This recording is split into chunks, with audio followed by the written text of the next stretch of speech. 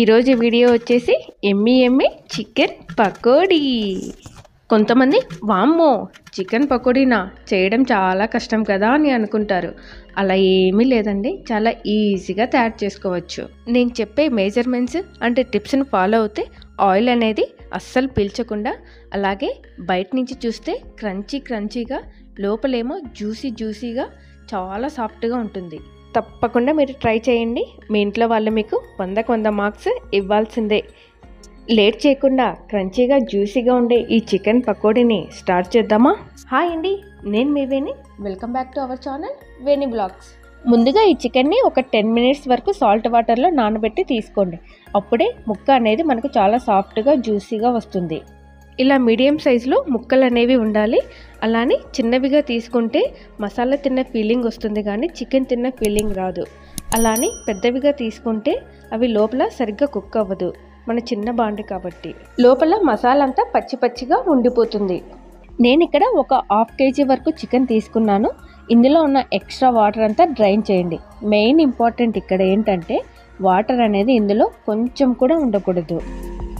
చిటికెడు పసుపు, రుచికి సరిపడా సాల్ట్, అలాగే అల్లం వెల్లుల్లి పేస్ట్ 2 స్పూన్లు, మిరియాల పొడి 1 టేబుల్ స్పూన్, జీలకర్ర పొడి 1 టేబుల్ స్పూన్, ధనియాల పొడి 1 table spoon, chicken masala 1 table spoon, garam masala 1 table spoon, కారం పొడి 2 స్పూన్స్, అలాగే హాఫ్ లెమన్ జ్యూస్ పిండేసేయండి.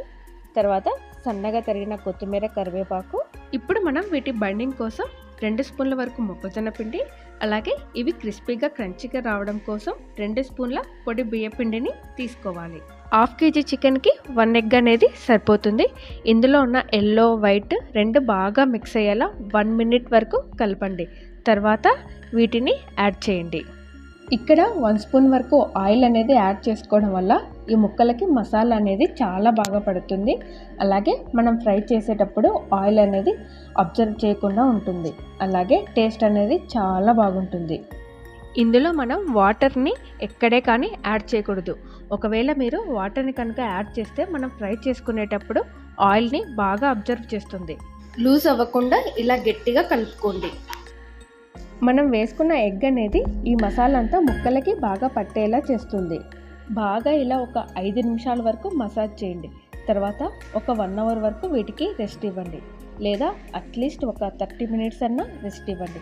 అప్పుడే మనకి ఈ ఫ్లేవర్స్ అన్నీ ముక్కలకి బాగా పడుతుంది. అంతేకాక ఈ పకోడీ అనేది మనకి మంచి టెండర్గా వస్తుంది. నేను ఇక్కడ 1 గంట వరకు నానబెట్టి తీసుకుంటున్నాను. 1 గంట తర్వాత ఆయిల్ అనేది ఇలా బాగా హీట్ అయ్యాక ఈ చికెన్ ముక్కలన్నీ మెల్లగా డ్రాప్ చేయండి. మీడియం ఫ్లేమ్లో పెట్టుకొని ఒక 6 to 8 మినిట్స్ వరకు బాగా ఫ్రై చేయండి. ఇలా గోల్డెన్ కలర్లోకి చేంజ్ అయిన తర్వాత ఒక ప్లేట్లోకి వేసుకొని పక్కన ఉంచుకోండి. మిగతా చికెన్ని కూడా ఈ విధంగానే ఫ్రై చేసుకొని పక్కన ఉంచుకోండి. అంతే అండి, ఎమ్మిగా ఉండే చికెన్ పకోడీ రెడీ అయింది. ఇది ఈవినింగ్ స్నాక్గా కానీ, పప్పులేక్ కానీ, సాంబార్ లేక్ కానీ, సైడ్ డిష్గా చాలా బాగుంటుంది. తప్పకుండా మీరు ఒకసారి ట్రై చేయండి, మీకు ఖచ్చితంగా నచ్చుతుంది. అలాగే పిల్లలు కూడా ఎంతో ఇష్టంగా తింటారు.